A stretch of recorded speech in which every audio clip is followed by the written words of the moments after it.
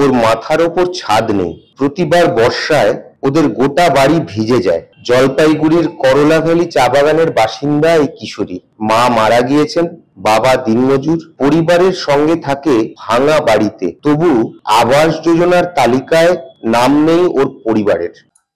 আমরা উপরে চাল নাই, কি আছে? প্লাস্টিক। হ্যাঁ, জল বৃষ্টি হলে ভেজে যায়। হ্যাঁ, ভেজে যায়। চকি নাই বাড়িতে? ঘরে নাই। চকি কোথায়? চকি নাই। কোথায় ঘুমাও? এসে বিছানা করে মাটিতে। বাড়িতে কে ঘুমাচ্ছে নিচে? ভাই। মা কে আছে বাড়িতে? বাবা আছে, 2টা বোন, 2টা ভাই। মা? মা নাই। এই বাড়িতে এইভাবে থাকা যায়? এটা ঘর পাইছো তোমরা? আবাস যোজনার ঘর? কোনো ঘরের টাকা পাও নাই? ঘর পাও নাই? ঘরও পাইনি, টাকা পাইনি। কত বছর থেকে আছে এভাবে? অনেক মাস হয়েছে। কষ্ট হয় না? কষ্ট কি হবে না? বৃষ্টি পড়লে তো কষ্ট হয়। কি নাম তোমার? ভূমিকা। ভূমিকা কি? ভূমিক। বাবার নাম কি? ফিলিপ ভূমিক। বাবা কি করে? বাবা কাজ করে বাইরে। চা বাগানেও কাজ করে না? চা বাগানে কাজ করে না, এখন রিটার্ন হয়েছে। বাইরে কাজ করে। মা নেই? মা কোথায়? মা নাই, মারা গেছে। জায়গাটার নাম কি? জায়গাটা করলা ভ্যালি। কোন লাইন? চরকরাঙ্গি। কি নাম তোমার? ভূমিকা ভূমিক। রাজ্য জুড়ে আবাসের নাম না থাকায় চলছে বিক্ষোভ। তালিকায় নাম নেই গরিবের। করলা ভ্যালি চা বাগানেও প্রায় 250 পরিবার। কারো মাথায় প্লাস্টিকের ছাউনি, কারো টিনের ভাঙা চাল, কিন্তু তালিকায় মাত্র 33 পরিবার। 12 নভেম্বর এই গ্রামেই গিয়েছিলেন ভিডিও। যেতে হয়েছিল আন্দোলনের চাপে। এটা আমি ওনাদের সঙ্গে কথা বলেছি, আপনারাও ছিলেন ওখানে। আমি আমাদের জেলা শাসক মহাশয়কে জানিয়ে দেব, উনি যা বলার বলবেন। দেখলেন এই শ্রমিকরা বারবার দাবি করছে এই যে আমি পেয়েছে, বাকি এখনো প্রায় যা বলার আমাদের জেলা শাসক মহাশয় বলবেন।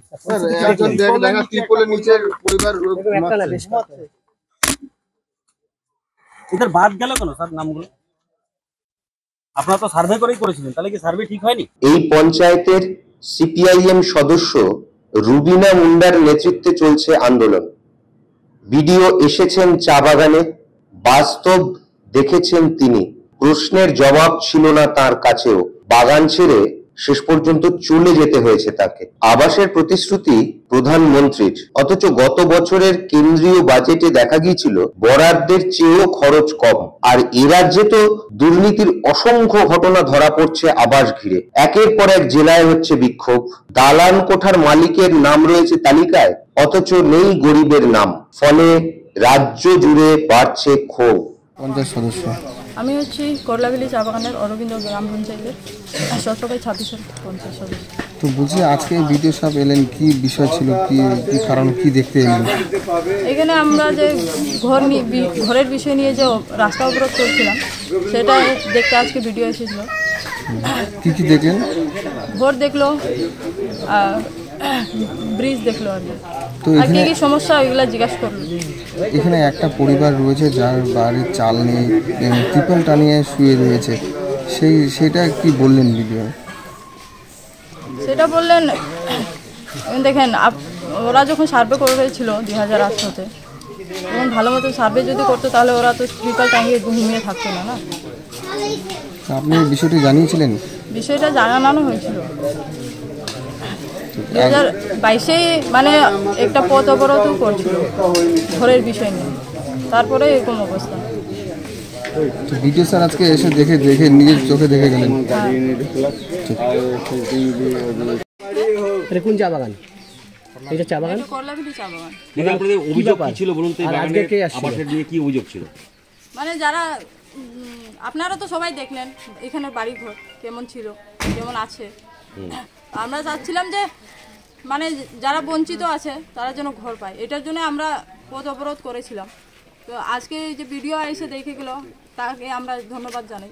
বঞ্চিত কারা করছে? বঞ্চিত কারা করছে? যারা অ্যাপ্লাই করে ঘর পায়নি, তারা কে দেয়নি এদেরকে ঘর? তো সার্ভে যখন করছো তখন ভালো করে সার্ভে করে নেই। সার্ভে কারা ছিল? কারা?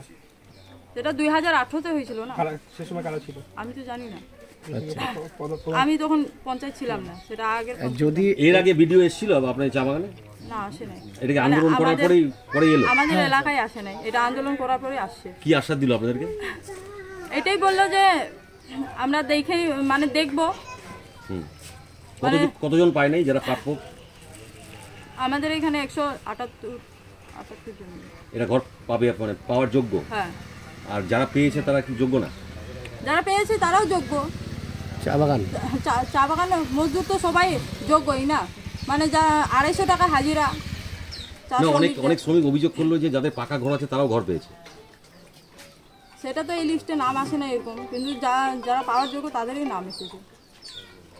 এরপরে কি করবেন যদি না হয় এইবার ঘর না পান, পা না পায়? তাহলে আবার আমরা পথ অবরোধ করতে বাধ্য হবো।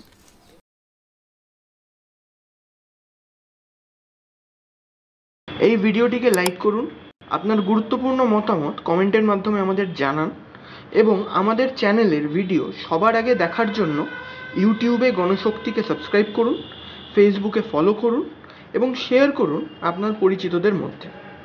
আমাদের চ্যানেলে আপলোড হওয়া ভিডিও নোটিফিকেশন পেতে বেল আইকনটি ক্লিক করতে ভুলবেন না।